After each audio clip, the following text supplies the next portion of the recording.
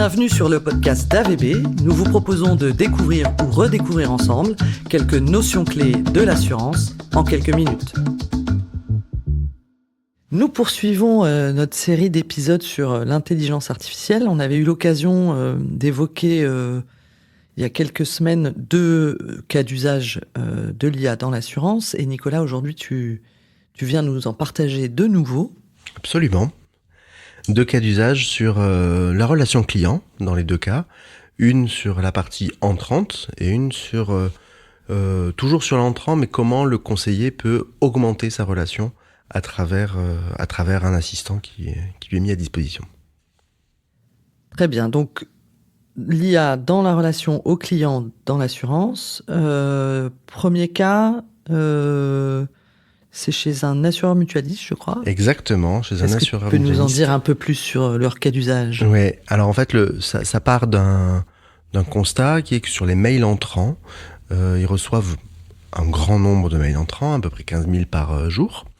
Et ils n'ont pas de système, de fil facilement organisé, ce qui fait que quand un mail entrant arrive, eh bien, il y a un certain nombre de réaffectations ou de transferts jusqu'à ce que la personne qui soit la plus compétente et la plus à même de répondre puisse le faire.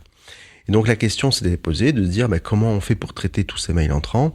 Est-ce qu'on met en place des formulaires rigoureux avec le client qui vient toper le motif pour que ça rentre directement dans les bonnes files, ce qui est pratique pour l'assureur, mais qui est pas du tout pratique pour le client, parce que le client va pas s'amuser à se dire c'est telle thématique, tel machin. Ou bien, l'autre option, et celle qu'avait pris cet assureur mutualiste, c'était de se dire, on va mettre en place de l'IA qui va permettre de structurer, de lire, de comprendre ce qui est dans le mail, de façon à ce que la distribution puisse se faire vers les bonnes équipes, au bon moment, en gérant les bonnes priorités et pour faire gagner du temps dans tous ces transferts de mails entre les différentes communications entrantes venant des clients.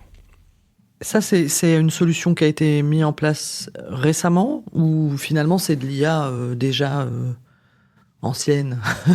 En fait, oui, c'est ça qui est surprenant, c'est que finalement c'est de l'IA, mais en fait ça a presque 10 ans. L'IA, il y a le boom de l'IA générative qui fait qu'on a l'impression que c'est quelque chose de nouveau, mais en fait, ça existe depuis un certain nombre d'années. Donc là, en l'occurrence, c'est une solution qui a été mise en test en 2016 et perfectionnée en 2018, qui est en open source, et qui est complètement intégrée dans le SI, comme une solution de gestion classique de distribution d'activités, en fait.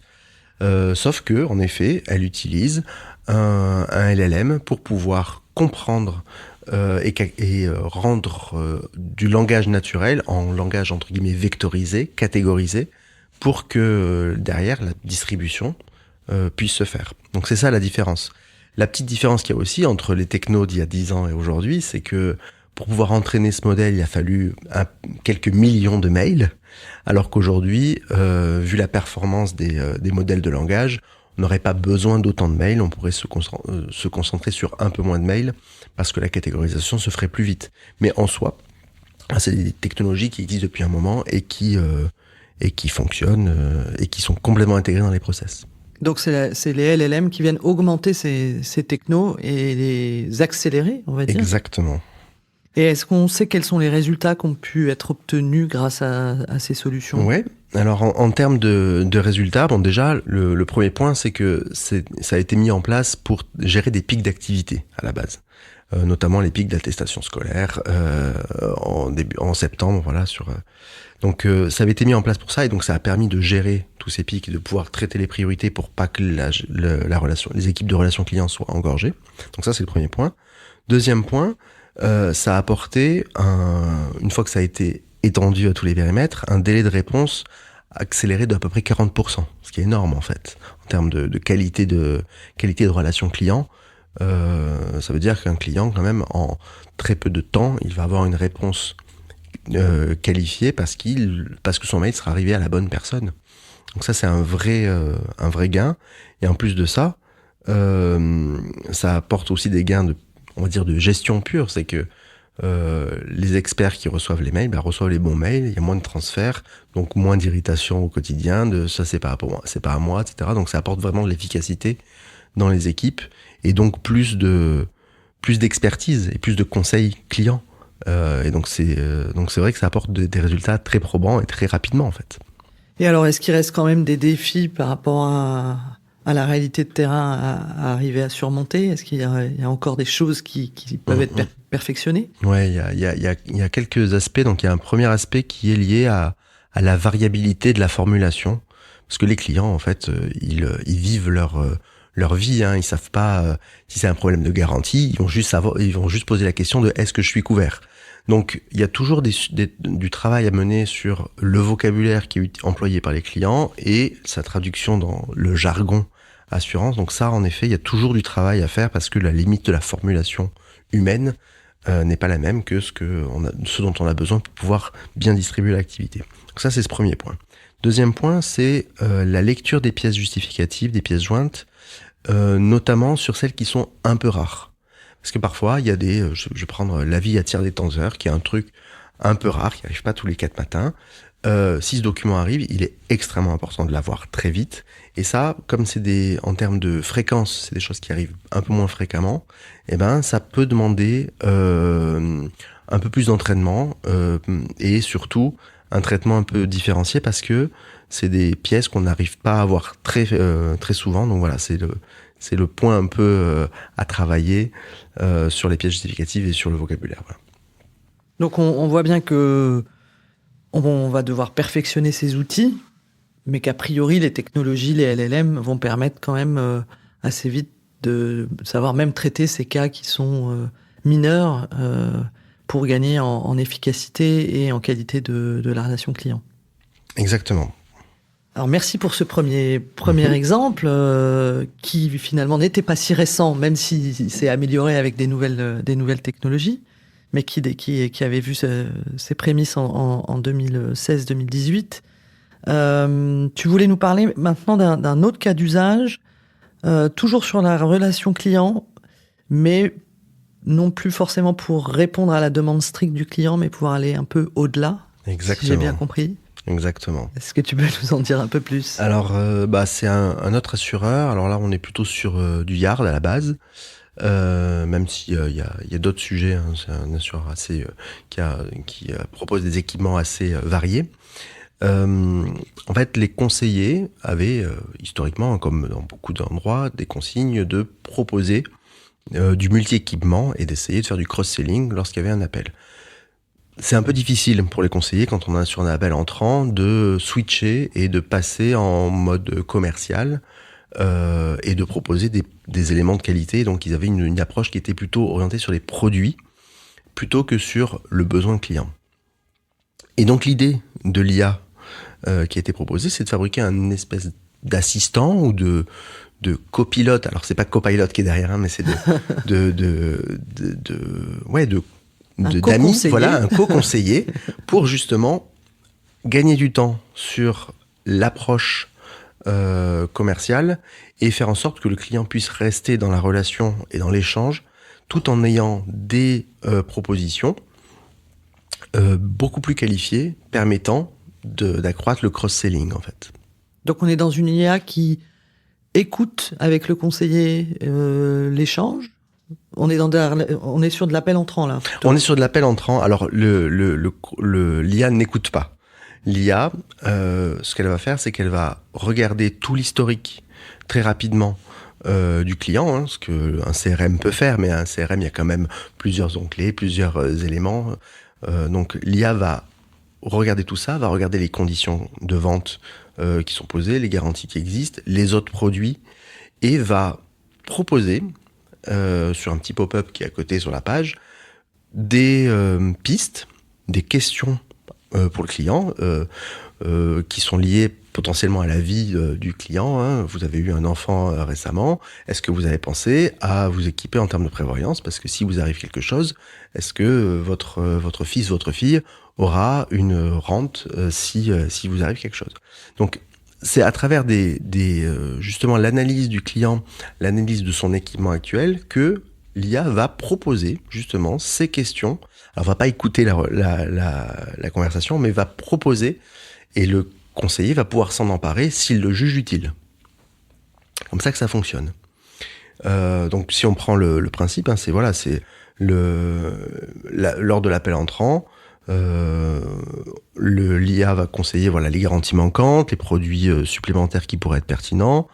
Va y avoir une analyse du profil du client, des contrats existants, de l'historique, et donc ces réponses instantanées qui surgissent pour le conseiller, qui va du coup avoir plus de chances de pouvoir faire du cross-selling et proposer des produits adaptés, et surtout pas dans une logique purement de produit, mais dans une logique de conseil et de besoin, de couvrir des besoins d'un client en fait. Oui, l'analyse elle est faite par l'IA, il peut se consacrer, il n'aurait pas le temps lui matériellement de pouvoir faire cette analyse en parallèle de son échange. C'est ça, dans un call, en fait le call il faut qu'il aille vite, donc rien que le temps de faire cette analyse, on va pas dire au client attendez 5 minutes, je vais regarder tout ce qui existe pour pouvoir vous proposer ce qui va bien. Ça marche pas au téléphone. Et du coup, est-ce qu'on a là aussi quelques résultats sur ce cas d'usage? Est-ce que ça a apporté des choses aux conseillers de clientèle? Est-ce qu'il y a des résultats en termes de vente qui ont pu être constatés? Alors, globalement, il y a en effet des résultats positifs, donc une amélioration de la qualité et de la rapidité des réponses. Alors ça, c'est clair, les conseillers plébiscitent cette solution. Une expérience client qui est davantage personnalisée, et en effet des éléments de vente qui, alors en termes d'augmentation des possibilités, on parle de 15 à 30% de pistes commerciales, et après en termes de concrétisation, on est plutôt dans les 5 à 15% de concrétisation.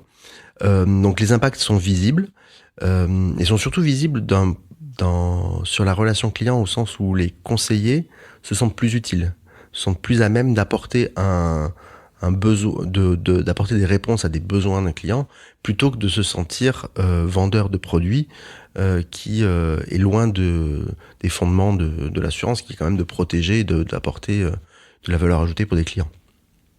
Ok. Et est-ce que dans cet exemple-là, il y a encore des améliorations à apporter et qui seraient en cours d'études ou de mise en œuvre? Alors, en tout cas, en termes il y a un sujet autour de la conduite du changement et de l'appropriation. L'avantage de cette solution, c'est qu'elle réduit beaucoup le temps de formation sur les produits, puisque en fait, il n'y a limite pas besoin de les connaître, puisque l'IA va d'elle-même les proposer. Mais ça veut quand même dire qu'il faut maîtriser un minimum ces produits pour pas dire n'importe quoi. Et l'autre sujet, alors c'est pas tant un sujet technologique qu'un sujet éthique et responsabilité, c'est que ça reste un appui pour un conseiller, mais c'est quand même le conseiller qui, dans sa relation au téléphone, doit sentir ce qu'il a le droit de dire, ce qu'il n'a pas le droit de dire. Enfin, si la personne vient avec un appel sur, je sais pas moi, un décès et faire jouer une garantie de prévoyance, c'est peut-être pas le moment d'aller faire d'aller utiliser ce que l'assistant va donner.